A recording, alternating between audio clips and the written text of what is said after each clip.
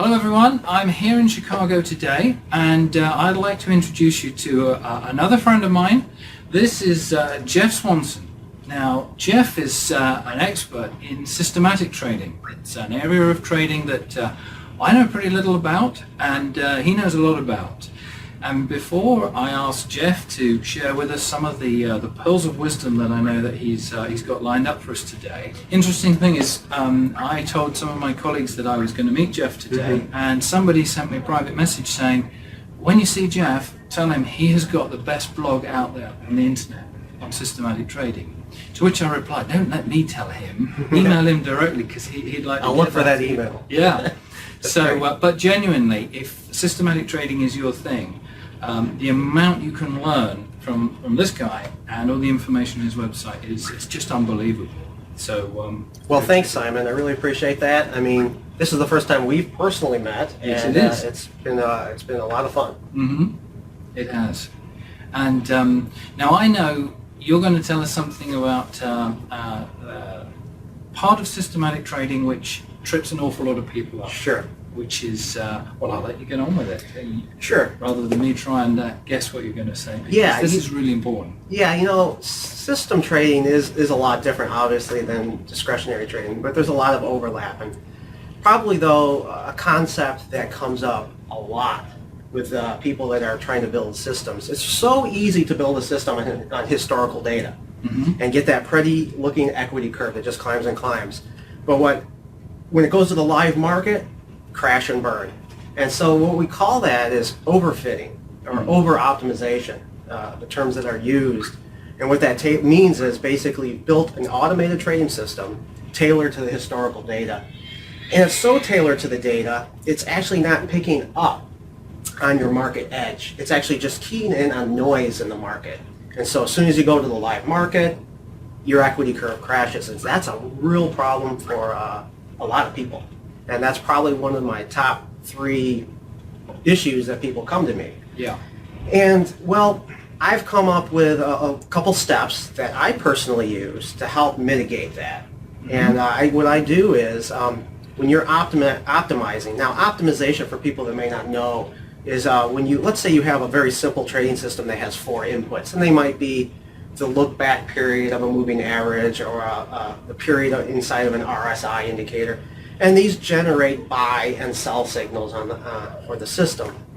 And what people will do is they want to optimize that to the historical data. And that's not bad. You want to do that. We all do that. We all we all depend on historical patterns reoccurring in the market so we can take advantage of them. But the problem is they do it the wrong way. Now, typically what people will do is they'll go in and optimize that first parameter. Let's say it's that 200 period moving average, and they want to test that in the historical market. So they'll go through and use optimization, and they'll test values, let's say, from 10 to 200 in increments of 10. And you'll get kind of like a histogram. So, what is the performance at 10? What is it at 20 period? What is it at 50? And you'll kind of get this graph. And what they'll do is, oh yeah, look at that one.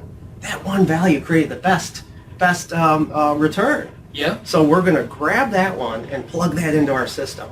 And then what they'll do is do that for the other 3 different parameters. So they're creating all these graphs, and they're grabbing that best value for all of them. And so what you're doing is you're completely over-optimizing your system to the historical data. Yeah. The point there is you do not want to grab the best value. Ideally what you'll want to look for is when you do one of those optimizations, what you're going to do is you're going to run through your test, you're going to do 10 through 200 in increments of 10, and you'll want to find like a stable range.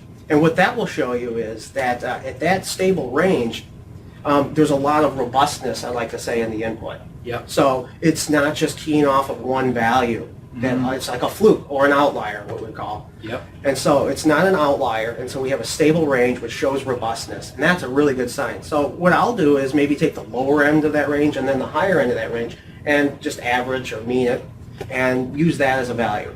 Then I'll set that aside, okay, and this is really important. I'll set it aside and then go and optimize the other values independently of the first. I call this independent optimization, Where most people do is they'll combine them. And what I mean is they'll take that one big value or that optimal value on that first input, and then they'll go to the second input and optimize it with that first one optimized. Yeah. So you end up with all four of them. Yeah. You've taken the best number for each of your four Sure. inputs. So you've absolutely honed this Yeah. to represent perfectly the performance based on all that historic data. Right. But then Exactly. you set yourself up for the fall just by Exactly. picking that one brilliant number for each Right. of the four inputs. Right. So if you go ahead and pick a range of values and pick a medium value, never the best one, and then do that individually for the other input values, you go a long way to avoiding curve fitting.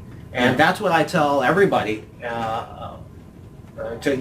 got to do that because it'll go a long way. Yeah. And I think, I've been there in the past when I've been trying to develop Yep. mechanical systems, and I've fallen into that trap. And It's easy to do. Oh yeah, and I've never really worked my way through that because obviously most of my work is discretionary now anyway.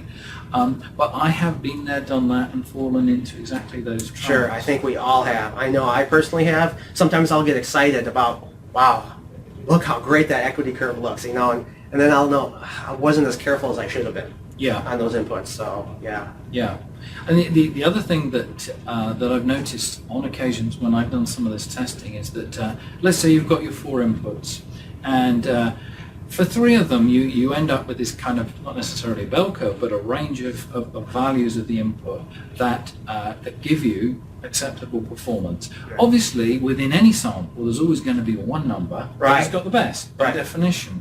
But if you've got that range on three of the inputs, and your fourth input, you find there is one number that sticks out, Yeah.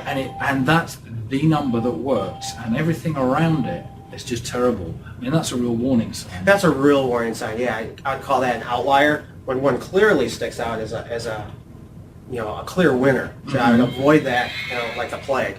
Because that's just, it's not likely to repeat. No, Yeah. it's not likely, to repeat into the future. It's just not.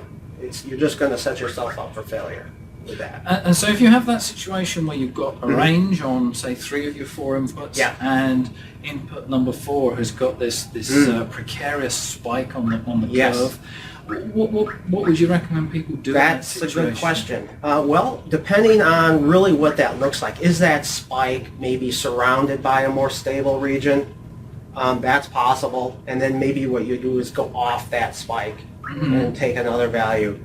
Occasionally you will come across a system where it's really just one value and the others just dramatically fall. Yeah. Maybe not zero, but dramatically fall down. You can see that the performance of the system dramatically falls. It's a sharp curve, a sharp edge. You might either have to get rid of that input value. Is it really critical? Is it adding value to your system? And if it is, that system may be broken. Yeah. And you may not want to trade it. Yeah. And at the end of the day, we all know that to actually find systems that work both on historic data and moving forward, you actually have to do a lot of work and a lot of testing. And you have to be prepared to throw an awful lot of stuff away until you actually home in on a small number of things that work really well. I always say this, you got to have perseverance, because most of your ideas, they're just not going to work. Yeah. They're not going to work, and you're going to have to throw it away. And that's hard to do. Who likes to be in a business? I always say this to people too. Who wants to be in a business where most of your ideas don't work? That's not fun. But yeah, that's what you got to do. Yeah. You just got to go into the mindset that most of these things aren't going to work. Yeah. Okay, that's great, Jeff.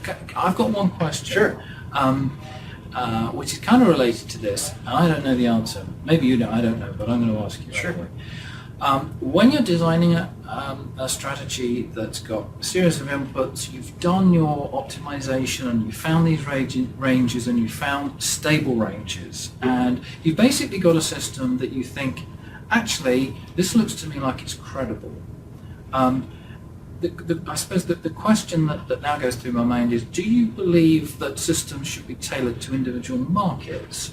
Or would you then take that system and say, now I'm going to apply that to data from a different market and expect a similar range of stability or not? How do you feel about that? I would say it's when you have a system and you're tailoring it to a specific market, It doesn't necessarily have to work well in other markets. Obviously, though, let's say if you're doing something for the S&P. When I develop something for the S&P, I would expect it to do okay on the Dow, NASDAQ, the other broad market indexes. Yeah. I wouldn't expect it to do well in Apple.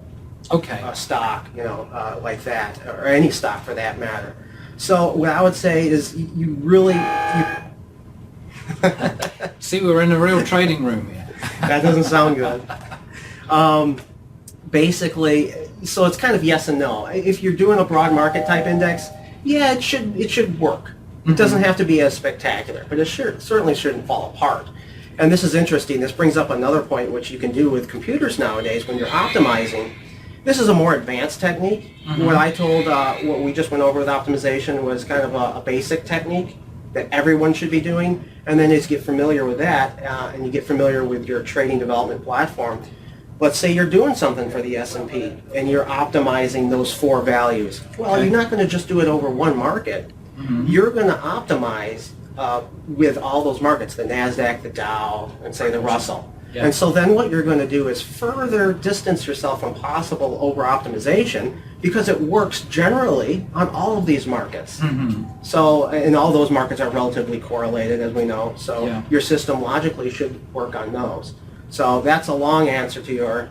No, that's great, because I think effectively what you're saying is, which is what I tell people to do with all types of trading, which is actually drill back down to the basic premise of the strategy. And what you're saying is, look, if it works on the S&P but it's terrible on the NASDAQ or the Dow, there's a warning sign. That's a red flag. Yeah. So if the premise is based upon things you're expecting to happen in an index type market, then it should actually perform reasonably well in other similar types of markets. Exactly. Yeah. Whereas if you were to, say, take that strategy and try and apply it to soybeans or something, there's no reason necessarily why there's it no would real work at all. Right. Yeah. Totally run by different fundamentals and different market participants. Okay. Great.